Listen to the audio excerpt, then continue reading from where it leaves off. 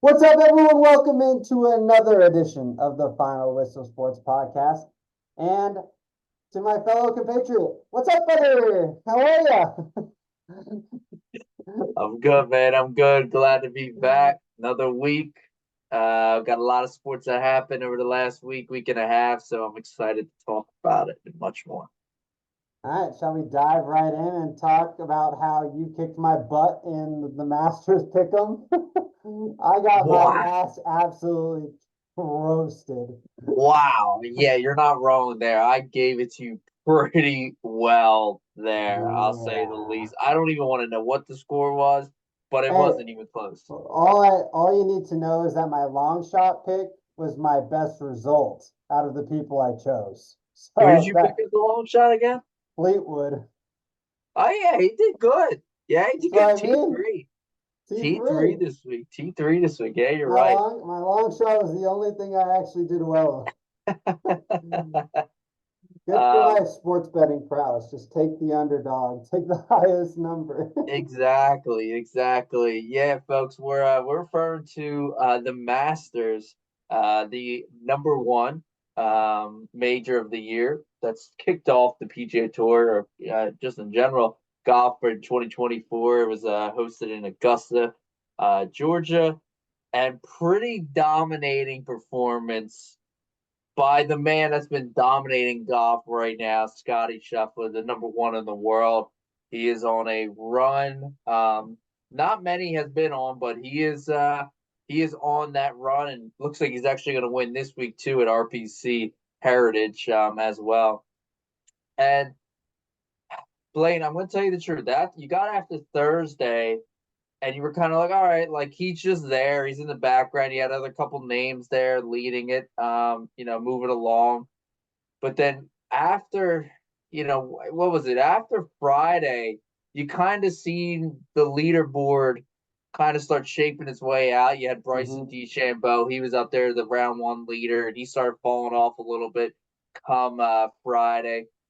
Um, Oberg kept moving his way up the leaderboard, and you're like, all right, young star, but I just don't think he's gonna have it. Max Homa was playing really solid ball. You're like, all right, maybe Max is gonna step into it. Morikawa even started turning it around, especially come Saturday. Shot a 69 on Saturday, was playing decent as well. But you just kept sitting there, and you were just like, all right, like that's great, and all you have all these names coming up, but Scotty's just there, and you just know he's going to be hmm dominating from here on out, and that's what he's did. I mean, what was your take with just Scotty's performance? With at Augusta. To put it in like one word, clinical was the word that came to mind. Made no real mistakes. Just played the golf course how it was designed to be played, right? Took advantage when he had the opportunity to take advantage at a couple holes. And he also understood when to play safe and just hit one to the middle of the green or put him in a position to kind of get an up and down. If not, walk away with bogey, and that's not the end of the world, right? No real major big scores. And you really never like it got close on Sunday, right? Like Aberg pretty much and was I think it was Homa were the two that really like got within striking distance going into the back nine, and then those two kind of just made the mistake you're not supposed to make going through Amen Corner, right? Homa made a couple mistakes there. I think Homa's more was on later on, but Aberg pulled one right into the water because he got too aggressive with his second shot. Yep. Morikawa did himself in on nine when he tried to be too aggressive out of the pine straw, right? So everyone started to filter their way out. And then once Scotty finished 11 himself, right? He made bogey, I think, on 11, if I remember correctly. But he still had a couple shot lead. Like it felt over. Like Homa's issue was 12, where he hit it over the back and he put it in the Yeah. bushes, right? Like I said, clinical. Man didn't really miss an inch. And like you said, he's gonna probably win this week. I think he's got like a 3 or 4 shot lead in that one as well, down in Harbor Town. Like he is playing some elite golf right now, and I don't think he's slowing down. Right? He even admitted in his post presser that golf's now going to be fourth in line when he becomes a dad. that doesn't mean his foot's gonna be taken off the gas, is what I kind of understood how it's gonna be. He's not going anywhere. Yeah, and you almost kind of seemed like the only way he was gonna lose is he was gonna like beat himself up, like missing a couple of them short putts. I know definitely Sunday, that front nine, he missed I think two of them, and you're like, oh God, here it goes. Like the Mm-hmm. yips of the short putts is gonna continue. This might open the door up for Oberg or Homa now at this point. And then it's just like all of a sudden, then you're like, all right, here's the chance. The door's like getting open. Boom, he come in and drop like a birdie putt. And you're like, well, there it goes, right? Or what was it, Saturday when he's at 13 on the par five and ends up dropping a big eagle putt from what 60 feet away. I Mm-hmm. mean, you just were kind of like, all right, this guy just knows what to do right now and knows how to play and knows how to win at the highest level right now.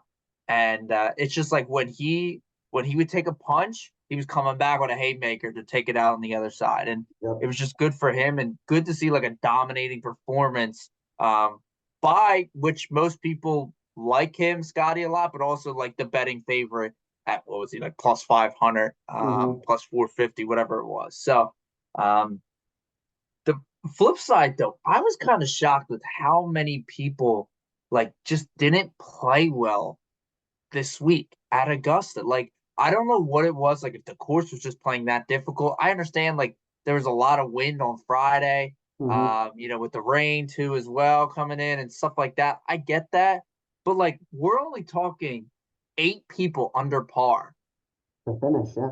at a major. Like I know last year the winning score I think for Rom was 12 or 13, but there was still a good chunk of people a little bit still in that under realm there. Yep. And Scotty got to 11, don't get me wrong, like got close to the winning number, but like to only have 8 people like under par, I'm like, that's kind of weird. Like I feel like a lot of people just underperformed big time this week at Augusta. I agree, and I think Friday played a huge role in that, right? Friday and Saturday, the course played extremely more difficult than Mm-hmm. out of Thursday, and Sunday was the best day for scoring. But I think Saturday played a role, but I do agree. I think people just kind of struggled with how Augusta was set up, and I think they when the wind picked up, the course really showed its teeth, and people were not putting themselves in the correct positions because I don't think they were playing the wind correctly. Honestly, like Friday, the wind was pretty gnarly in that afternoon. Like Yeah. it was blowing, and you could see it. Like some scores, right? You had a couple of people shoot in the 80s on Friday and Saturday. So I Yeah. think that just gives, in and of itself, showcases the teeth that Augusta National really has. For sure. No, I couldn't agree. Um, I also thought the Live versus PGA comparison, I thought Live kind of still pretty showed out this week. With Bryson up there, getting Cam top Smith, six, Cam Smith, Patrick Reed as well. Couple guys up there. I mean, nothing crazy. I mean, I think I saw a stat where Live in general only made up like 27% of the Masters applicants, but they, I think 33% made the cut or something like that. yeah, 37% made the cut. So like not a bad showing for them. I think they played well and I mean shit, Bryson led round one and almost led round two, if I'm not mistaken. So he yeah, was up there too. Mr. Par 68 really performed after day one. Yeah, yeah. And then also not a big fan of him getting his irons redone or 3D printed and then approved the week of the Masters. Something sketchy going on there, and I don't like that at all. Something's going on. I just don't like You that. think he's swindling the system a little bit? Something. I don't know what it is, but I just don't like that. I'm not a big fan of that. Not a big fan of that. So, um, got to get into Tiger talk. We at least got to see the red shirt come out on Sunday. Uh, but, buddy, Yo, he sucked this weekend. that weekend was horrific. I, like, you kind of felt bad for the guy at one point. You're like, all right, telecast, like, if it's anybody else, you're not going to be showing them. All Yes. right. But, like, when you go out and shoot the 82 on Saturday, you're like, all right, like let's just keep it moving along. Maybe just show Yeah. like one or two good shots he has, and that's it. Just keep it moving. We don't need to see much more. Nope. And instead, ESPN goes, we're showing Tiger 20 every shot of all 4 rounds. Who Yeah. cares? Yeah. I really hate to say, man. I don't think him playing like every month is gonna benefit him. Like Who it's can't? just like I don't think he's gonna be able to do it. His body isn't gonna be able to withstand it. I mean, man's out there literally like icy hotting his back, He between shots. he was he was stretching a lot on Yeah. Saturday and Sunday. You could see that he was not feeling it after the 24, 25 holes he played Friday. You could Yeah. see the body caught up to him a little bit, for Yeah. sure. Yeah. I kind of felt bad. Honestly, first 2 rounds, I'm like, all right, like he actually doesn't look bad. Like he No, played solid. made the cut with multiple strokes in between him and the cut line. I'm like, all right, Tiger, like if you can kind of do that on Saturday, and then if you just lose the wheels on Sunday, it's like, all right, whatever, like fine. But at least if you can hold it together for 3 rounds, I'm like, all right, there's some potential there. I really think there's potential in the future, but the wheels just came off off the wheels came off the car essentially. Hmm. Come Saturday and Sunday for Tiger Woods, and I just I hope we don't see that moving forward, but I have an inkling that we are going to be seeing that moving forward, and that might just be it. But you also looked at him, right? They kept showing pictures and videos of him winning in 2019, and now my man aged drastically since then. Hmm. Oh yeah, no. Good old Father Time is undefeated, we all say, right? And you could see how much in the last, what is it now, 5 years that it's taken a toll on him, right? It's pretty drastic of how much significant that is, right? And like you said, the only thing that he enjoyed on the weekend was Charlie coaching him on the range on Sunday. That was Yeah, the only thing that was like actually TV worthy. yeah, yeah, But I think moving forward, right, you're still gonna see him compete, right? And it's now just at this point, I think he won't play the U.S. Open as much. I think he's gonna be pretty fixated on on Augusta, the PGA, and the Open, just because it's not as daunting of a task in comparison to the U.S. Open, right? Depending on yeah, where it's played, for sure. Like sure. if he could have probably played last year, right? Because it was at LA Country Club. Rough wasn't as penile, but Hmm. if the US Open wants to go old school traditional, right, his body's not gonna enjoy that one bit. So I No. think he's gonna definitely pick and choose where he plays moving forward. I think those three for sure, US Open, you might not see him as much at all, or if at all.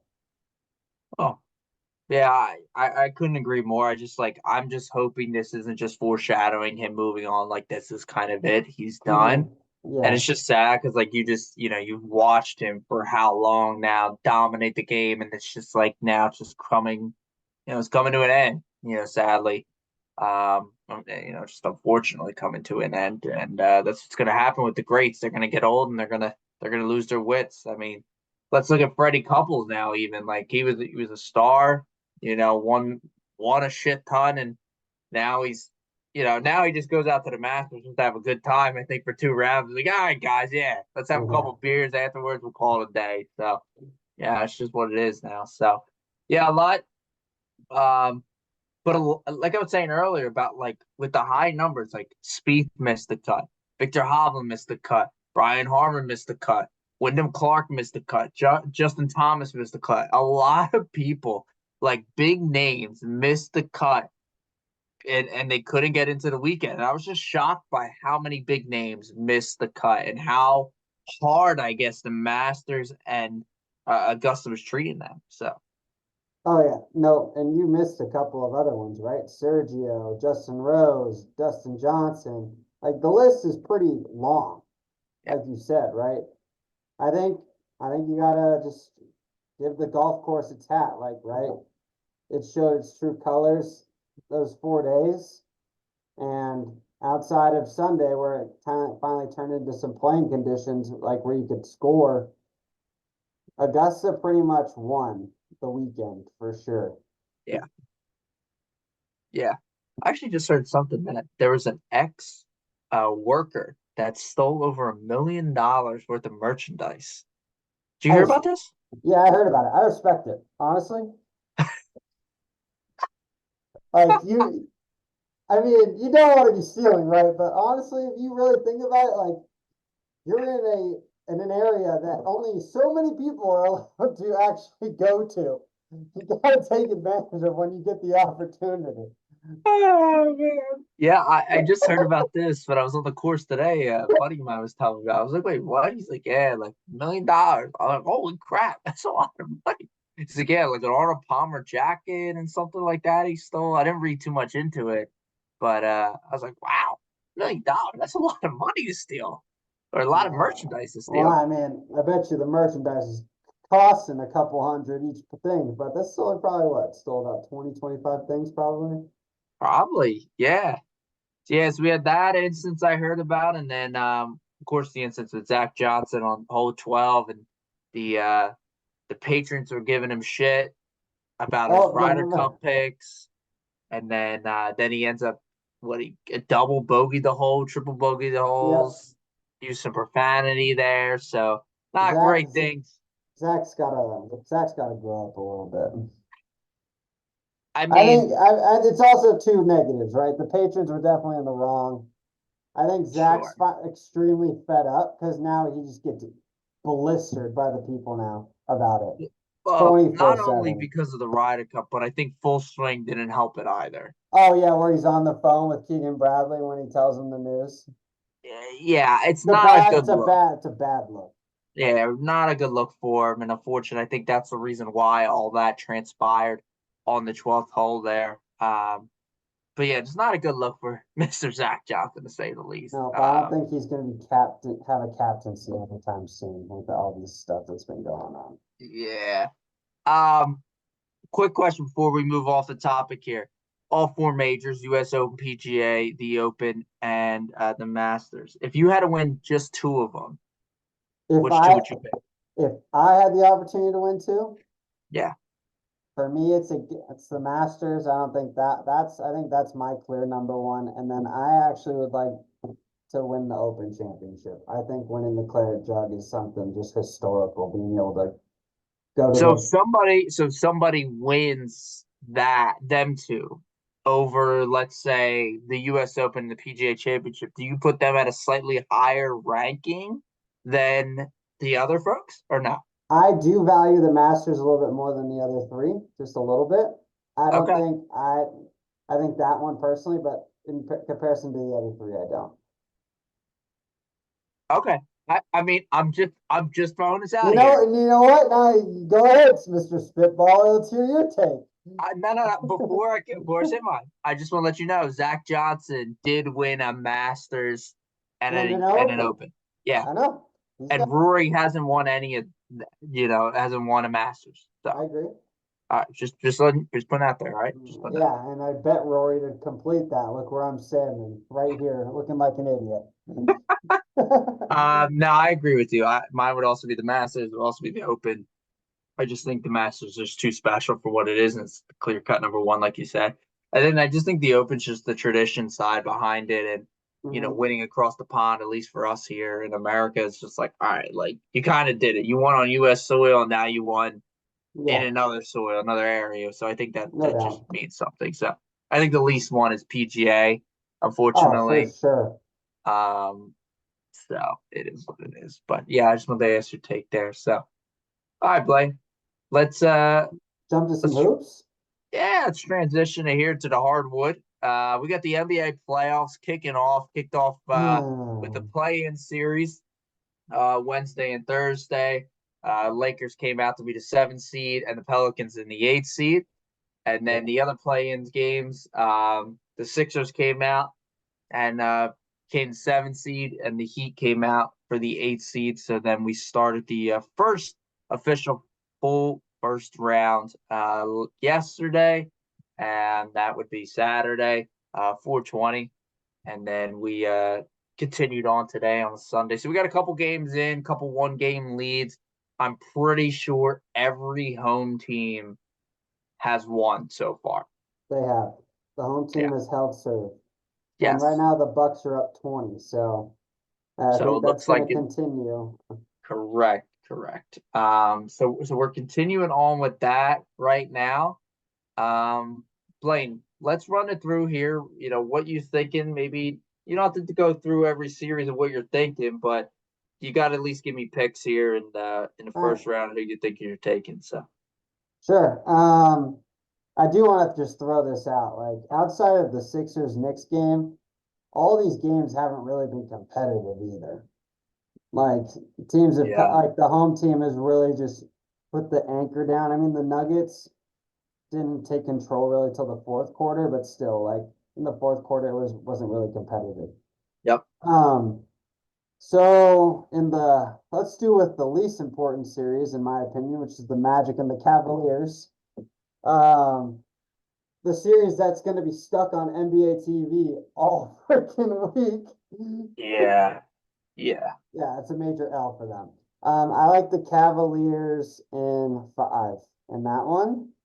Um, this, oh man, I mean, for Suns Timberwolves, I mean, Ant-Man really, I probably had it being a pick 'em until what Ant-Man and the Minnesota Timberwolves showed me yesterday.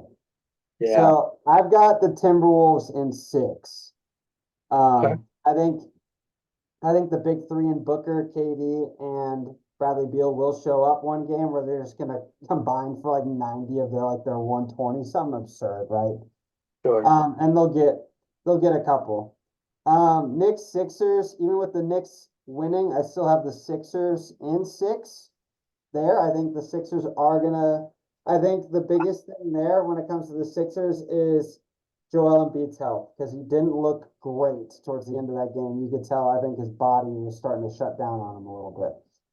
And I think if you're living and dying by Josh Hart beating you, and I don't mind that game plan. So, um, Nuggets Lakers. I got Nuggets in 5. Just because I think the Nuggets are arguably the best team in the West, in my opinion. Bucks Pacers. I had the Bucks in 7, but that was with Giannis. If Giannis can't go at all, I have Pacers in 7. So I'm gonna still stick with the Bucks. So I think Giannis will play by like game 3 or game 4, in my opinion. I think them blowing them out right now allows them to sit him in game 2 though now as well, which I think is a bonus for them. Sure. Celtics Heat, no Jimmy Butler. I don't even think this is really a series unless Jimmy Butler can play. So, and right now I have Celtics in 5. I think the Heat just get one because Miami and Eric Spoelstra just know how to, Eric can coach it a one win basically in a series. Hmm. Clippers Mavericks. I have the Mavericks in 6, even with the Clippers winning today. No Kawhi, I think that is going to hold heavy. And I think actually the Mavericks getting blown out today is going to actually help them in the long run of this series. Because I think they realize that Kyrie and Luka can't do it alone. So it wouldn't be surprised if you see a more complete Mavericks team in game 2. And then same thing with the Pelicans Thunder. No Zion Williamson for the first 4 games, they were saying. And that's if he gets evaluated and cleared. And at that point, it's going to be Thunder in 5. Okay. Makes All right, sense. what you got? Uh, Pretty honestly, I'm pretty chalked up with you right there. I mean, almost I think every take. I got the Celtics in 4. I think they blow out the Heat. I just think they're just the way better team, like Yeah. hands down. I got the Cavs in 6. I think the Magic are gonna steal a game or two at home, but I still think the Cavs in 6. But it's just like a whatever game. Right. Um, I think the Bucks are gonna win in 6 versus the Pacers, whether it's with Giannis or not. I just think the Bucks are a deeper team and they have talent Mhm. elsewhere besides Giannis. And Doc Rivers will get him out of the first round. I think it's the next round for Doc. That's his more That's his problem. So issue. Yeah. um With the Sixers and the Knicks, I said it even before yesterday, even with Joel's injury. I said the Knicks are going to win game one. They're just too hyped up for it. And Mhm. Knicks have been living for like this moment for game one to actually be like on top of the world. And they got it. Good for them. But I think the Sixers are, I honestly think the Sixers win four straight. I mean, Wow. I really think this, unless Joel's down, like there's really something wrong, but reports are leaning that he's just questionable and it's just going to keep moving along. Mm. But they got outboarded, they got a little bit out hustled, I think, yesterday. But like, even with all that, the bench scoring 7 points and Joel missing time and not looking good in the second half, they only lost by 7 points. Right. Like, okay, great. Yeah, Josh Hart was able to hit a what 2 threes at the end of the game. All right. See, we'll see you game two. Thunder Pelicans. I actually think this goes six, but I think the Thunder win it just because of the inexperience for the Thunder and also the expectations of them being a number one seed as well. Hmm. I think it does go six. I think Brandon Ingram's going to be able to hold them a game, or two as well. So I got the Thunder in six. I Clippers and Mavs is a weird one, man, because I know Kawhi is out. Um, but like today, like I thought today's matchup was going to be a lot closer, and it wasn't. It was like it was a blowout of a game. Yeah. But I want to pick the Mavs, and I think that's the way I'm going to go. I think the Mavs in seven. Um, I had Timberwolves and Suns. I want to go with Suns, but it's just not possible. The team just doesn't look like it's meshing well. As we all expected it maybe too, right? You got your three dominant stars and a big center that can board, and it's just not there. I don't know what it is. And the Timberwolves are playing really good ball, so I'm going to take Timberwolves in six, and I think it's the Nuggets in five.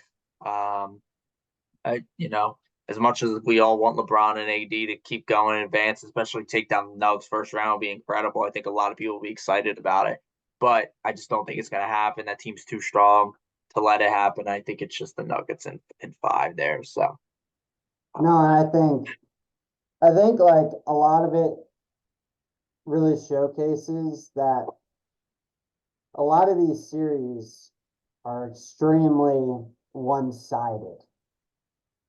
Especially from like a Western Conference perspective, like regardless if you want LeBron and AD, right? The Nuggets are heavy favorites. Same with the Thunder over the Pelicans, heavy favorites. Um, the other two series, right, are a little bit closer, but I think what Minnesota showed you against Phoenix was more of a oh crap from a Phoenix perspective, not from like an oh wow from a Minnesota perspective, right? I think it's more of like, all right, KD's going to go through this big three failure yet again. yeah. And I think like, and it wasn't because KD yesterday, right? Like KD got his. I mean, Devin Booker was an absolute no show yesterday, Mm-hmm. a no show, which was, I think he'll show out in game two, but I think Minnesota's defense really showcased what they really are. And I think they're holding that personal grudge against Phoenix that Phoenix went 3-0 against them in the regular season. And you saw that yesterday. Yeah. I think like what you said earlier about the West being kind of almost like chalked up a little bit more. Like it makes more sense, right? Because I just think the one, two, and three seeds are just kind of they're stronger Mm-hmm. than the six, seven, and eight seed. Where like you look at the East, and don't get me wrong, like the Celtics are the strongest team in the East, but if Butler's healthy, that series could go six, Mm-hmm. maybe even seven. Um, you look at the Knicks as the two seed. Well, the Sixers we're only like 2 or 3 games back from them actually being in the two seed. And Joel was out, 2.5 months, right? Yeah. Same thing with the Pacers. Like the Pacers were only 2 games behind the Bucks for the three seed. And with now Giannis out, like you're like, Halliburton, you can Yeah, ball a little right. bit. Yeah. Like you can make kind of conversation in the East with like, all three of them series if Butler is healthy. But like in the West, it's kind of like, all right, yeah, Thunder's gonna win it, Nuggets are gonna win it, and Timberwolves are probably gonna win it. Like eh, you're kind of would be Yeah. like, oh shit, like it's shocked. Like, all right, if the Lakers upset Nuggets, you'd be like, whoa, what's going on here? All right Yeah, now. yeah, exactly. So I think I agree with that point wholeheartedly because I think like those three teams are within a game of each other. Basically, they were tied going into the last two games of the year for the number one overall seed, right, in the Western Conference. So I think that needs to be looked at as well. Quick question for you, Joe. Who, if you had to, outside of, if you had to pick an upset series outside of your Sixers, who would be the upset? Um, Pacers over the Bucks. Okay, I agree with that. Just because no Giannis, I think that just makes levels the playing field so much. Even with actually Giannis, because the Pacers make it a track meet. So Yeah, yeah. I think the Pacers over the Bucks will be the one. So I agree. yeah. All right, you want to talk some NFL draft that takes place on Thursday? I know, man. I'm so excited. I will actually not be in town. I'm going to be in Boston for a bachelor party, so I'm pretty excited. And What? when we get in on Thursday, and I got another Falcons fan I'm gonna be with, some Eagles fans, Cleveland Browns fans, a lot of different fans all over. So it's gonna be a good time Thursday night, and I'm excited to watch the draft and hopefully the Falcons don't mess it up too bad. So They probably will. easy now. So all I mean, right. honestly, I think Washington's going to screw it up, so it's fine. All right, well, let's run through a little mock that you and I did. We did it separately, so we just did our own. This is so Um, bad. so let's do it that way. Let's, go through it, kind of talk through what we're thinking, why maybe this position over this position, for that, and let's start it off. So, Blake, give me I think the number one pick's pretty consensus, right? Yeah, I've got Caleb Williams. Right. Caleb Williams. I also got Caleb Williams. I think it's pretty chalked up there for the Chicago Bears. And if they win another round, I'd be honestly shocked. So Yeah, what if Chicago did go another route? Who would they go? You think they just go Jaden Daniels, different at quarterback? there's just no shot they're going. No, they're not. They're just not. That's fair. That's fair. It's just not. It's just not gonna happen. Like it just doesn't make sense to me. So that's all. All right. So, all right, Yeah, let's I guess I gotta get to go with my. I guess my team's on the clock. yeah, let's go here. Let's go Washington. What are you thinking here? Can I say what I really want them to do and then actually say what I think they're gonna do? Sure. That's fine. What I want them to do is to trade down because basically the team has openly admitted they have no freaking clue who they want at quarterback because they had all four of them competing against each other. Was it five? Four or five of them competing against each other last week when it comes to Daniels, May, Penix, and McCarthy. I was like, well, that tells you me nothing because that means honestly trade down, get another pick, and then you can get one of like McCarthy or probably Penix even later, right? That's what it's Okay. telling.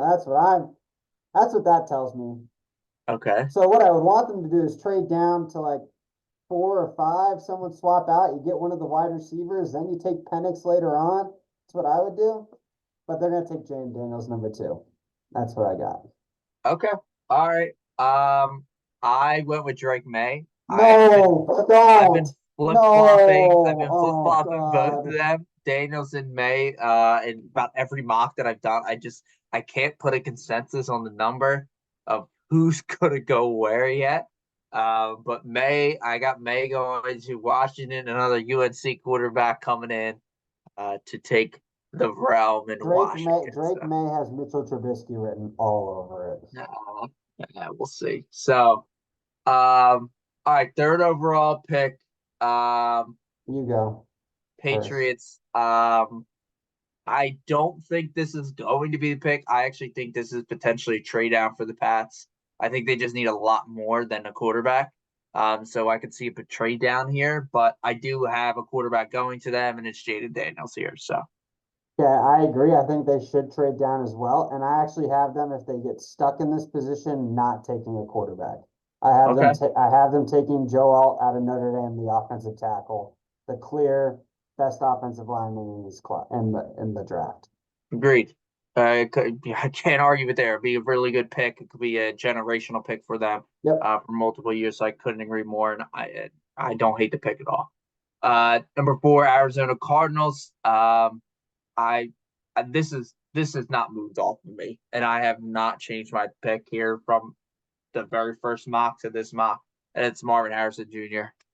Yeah, I think this one's arguably the second easiest pick outside of Caleb Williams Yeah, in this draft so far.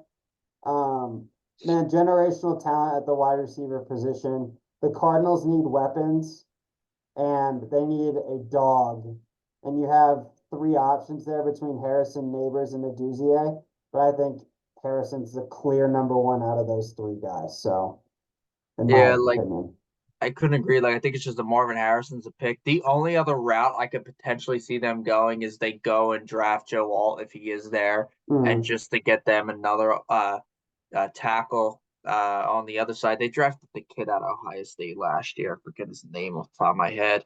Um, but I mean, if you want to really protect Kyler, then you can go that route. But you have no wide receivers to throw to right now at this point. yeah. Um, so I just think they still have to go wide receiver. And they need to get the number one that's been the number one for the last year and a half, 2 years, I feel like, and Mm, Marvin Harrison. So all right, oh, absolutely agree.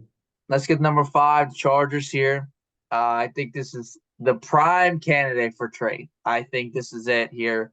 Yep. Um, I don't see the Chargers at all staying at this pick. However, this is where my boom comes in. You ready for this? I told you about this. Oh, This is where the boom comes in. I think Herbert's on the move. I think Herbert gets traded, and I think it's to the Vikings. And the Vikings are going to take it, Herbert, and they're going to trade multiple first rounds away because they have two of them already, 11 and 23. Could be two first, maybe even three first, maybe a player as well. And I think I, I don't have it right now, but I could see JJ McCarthy going here then to the Chargers. what? Intonation! Wow. Man, I didn't, man, you really are swinging for the fences. I love it. I All mean right. it just kind of like lining up to like what it could potentially be, right? Like Herbert is probably 3 to 4 first round quarterback, right? And the Minimum. Vikings Yeah. and the Vikings need to keep Justin Jefferson happy. And the only way to keep him happy right now is to go get a good to great quarterback, to be Mhm. honest with you. And Justin Herbert's like the only one that fits that scheme for me. And No, I think I I, talked about it on here before about Justin Herbert potentially being traded. Um, and it still kind of just makes sense to me with the Chargers. However, I don't have them going with JJ McCarthy here because that trade's very out there. So they need a wide receiver, and it's going to be Malik Neighbors for me. that's my pick as well. Chargers cleaned house at from the wide receiver position. They need to get reset the weapons for Justin Herbert, and Malik Neighbors would be the pick. All right, Yeah. to number six, the New York Giants. This is one where I really contemplated them basically folding on Danny Dimes and them taking a quarterback, Mr. 40 million a year.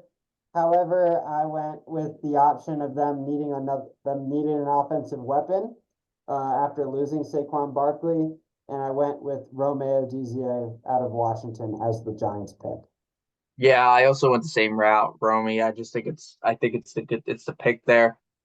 I just don't see a world where there's three quarterbacks and three wide receivers that go in the first six overall picks. It just like doesn't seem like it's gonna happen. But it's No, just like you're sitting there and you're like it's what it's gonna be, right? We didn't do any trades here, folks, of course. So there's stuff that's gonna be moving, but like it just doesn't make sense to me. Like it shouldn't happen, but that's what I have as well. So but also, right? But I think outside of Alt, like the offensive weapons are at the top of everyone's boards, right? From an offensive perspective, outside of the Alt, who's like I think three or four on the board just because of his lineman ability, right? Like there's a significant upgrade for going offense early in this draft in comparison to defense.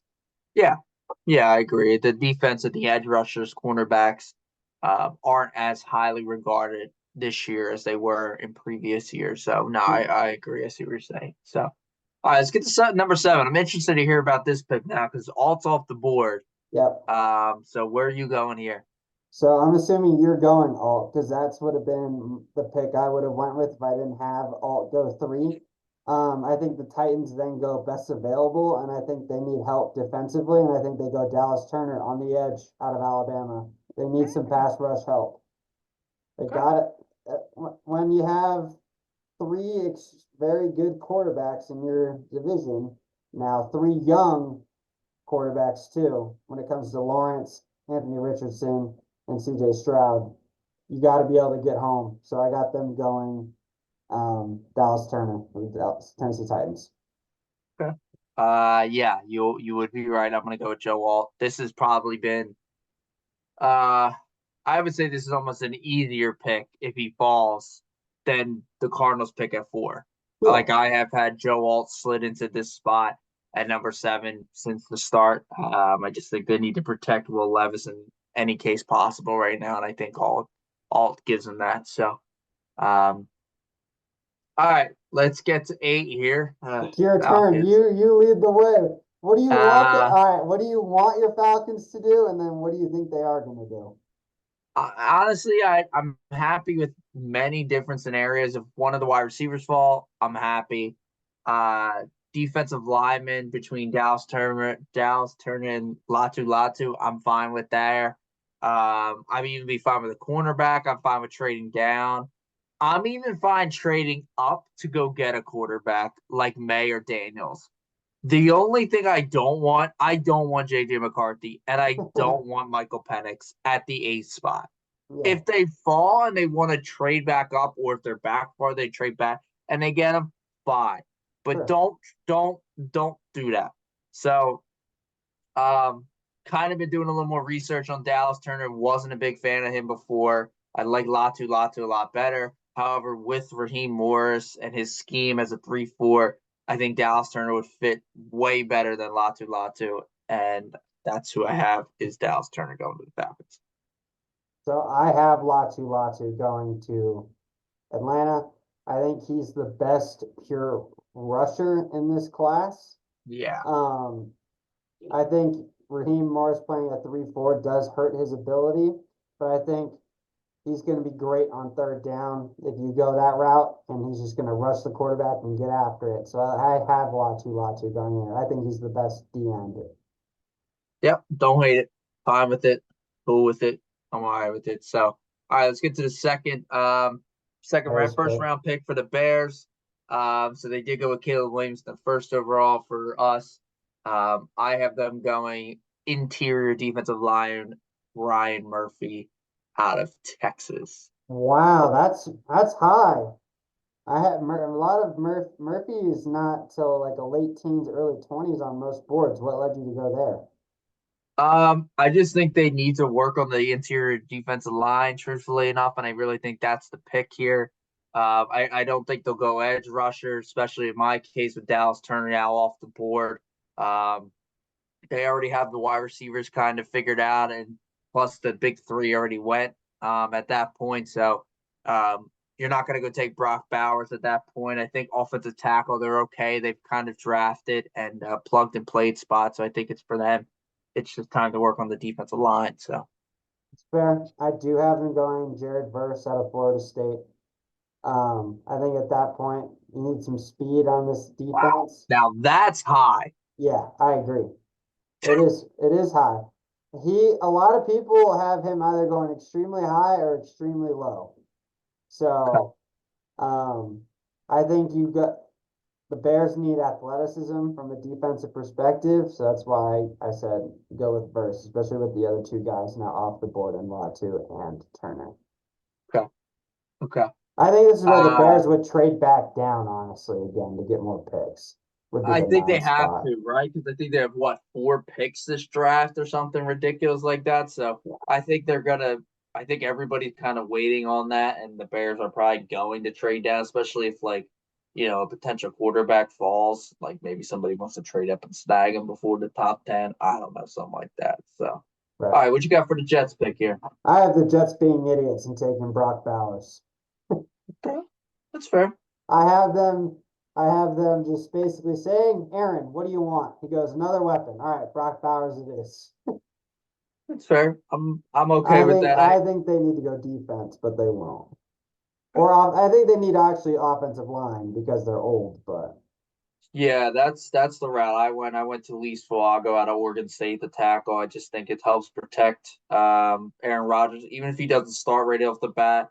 I know Tyron Smith they signed, but like Tyron Smith is pretty much injured and is only good for 12 games. So to have the guy there, first round talent to protect Rodgers, I'd rather go there route. So it's fair.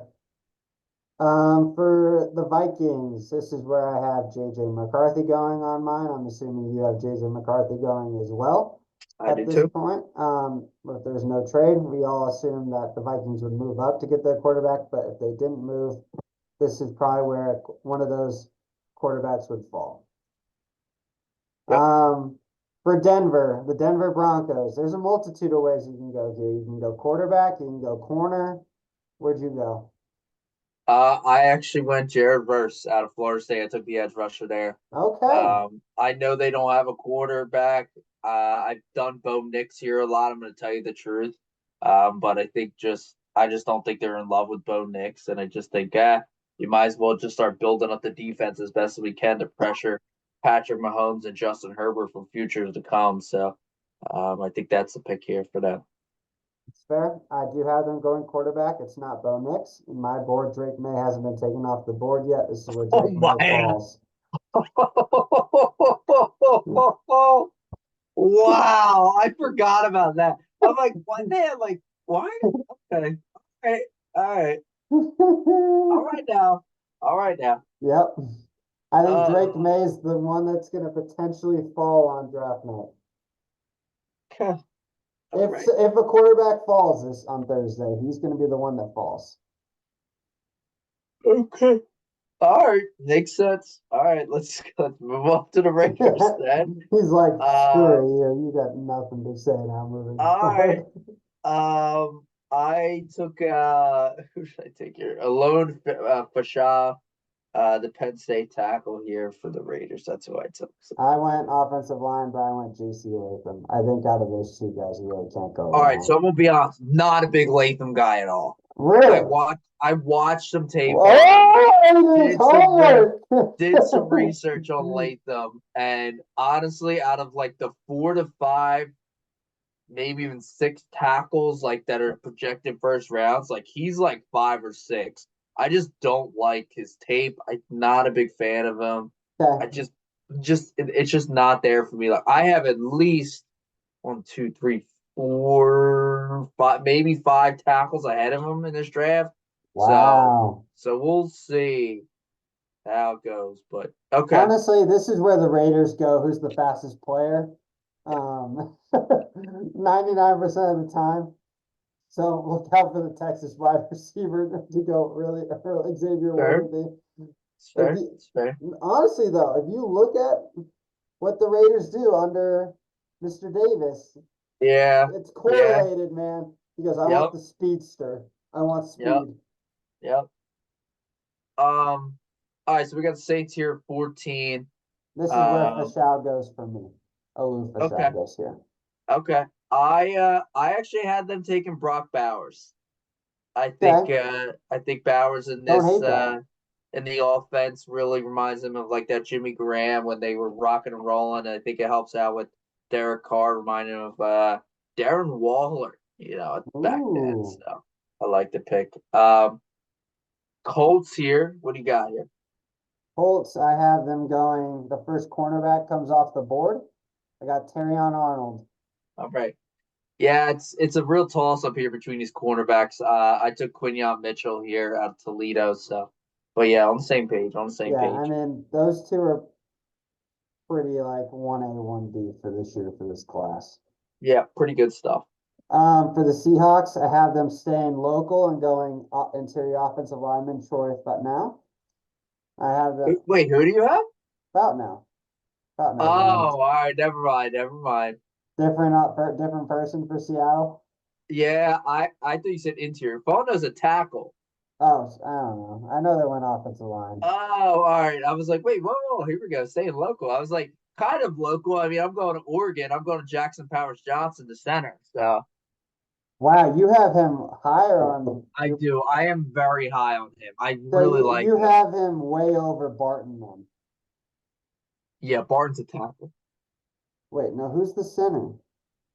The only other center is the kid out of West Virginia. So, There's someone listed as a guard, also a center. yeah. Oh, whatever. Yeah, I'm a big Jackson Powers. I really think he's very talented at his position, and he's a day one starter for sure. So, Okay. Jaguars, I have, this is where the other corner goes off the board, and I have Quinton Mitchell going here. You probably have Terrion Arnold going yep. here. Yeah, that I So do. I do have Arnold here. just kind of flip flop in that regard. I think it's Yep. kind of no brainer. Jaguars need secondary help. Yeah. Yep. Agreed. Keep it moving. Yep. Cincinnati, this is where I have Byron Murphy falling. Okay. The Bengals do need some interior defensive line help to kind of help with Hendrickson and Hubbard on the outside. I think he'd be a perfect fit for Cincinnati if he falls this far to 18. Okay. Yeah, I don't hate it. Good pick. Good pick. I took Troy Fano here, tackle from Washington, excuse me. Gotta protect Burrow any way possible. Yeah, for sure. So From the Rams, I have them taking Johnny Newton.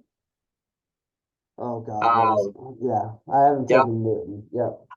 It's a really good pick. I actually really like him here as well. I had him mocked here a couple times, I know for a fact. But I took Latu here. I think the edge Okay. rush here Yeah, with McVay would be good here. So I don't mind that at all. no. All right, who's next? Is it the Steelers? Yeah, Steelers next. Steelers next.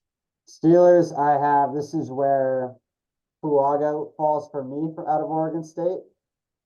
So Okay. this is where he goes, Pittsburgh, protect Russell or uh, Fields, whoever gets the nod at quarterback. I'm gonna be honest. Steelers have no wide receiver catch, no wide receivers at all besides That's George Pickens. that's So they fair. need to go wide receiver here. So I got him taking Brian Thomas Jr. out of LSU. Okay, don't hate that. No, and then Dolphins come around. They got to protect Tua any way possible. I can see them also going defense because they also lost a shit ton of defense this year too. Mhm. But I have them taking Amarius Mims out of Georgia, the tackle. I have Graham Barton going here. Okay, don't hate it. So don't hate it. Don't Don't hate hate it. it. Next up, we've got the Philadelphia Eagles. They need secondary help. This is where I have them taking Nate Wiggins, cornerback out of Clemson.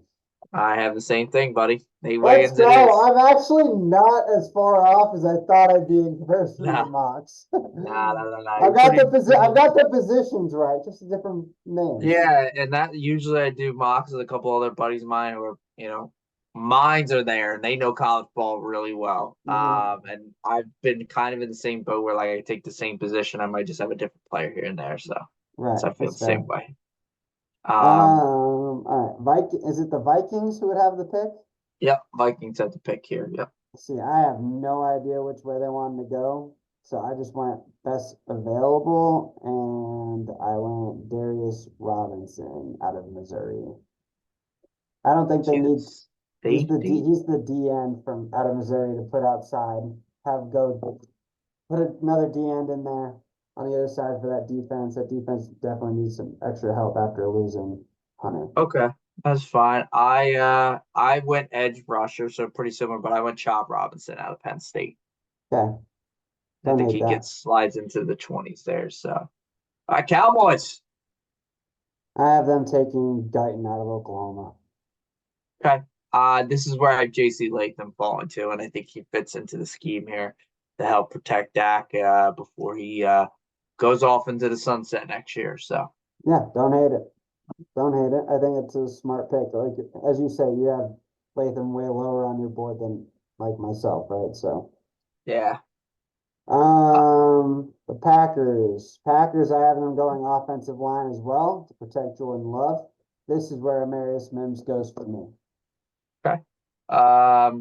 Jazier Newton, Illinois. That's where he's going to slide in here. They need a little D line help. So Oh, interesting. I like that one.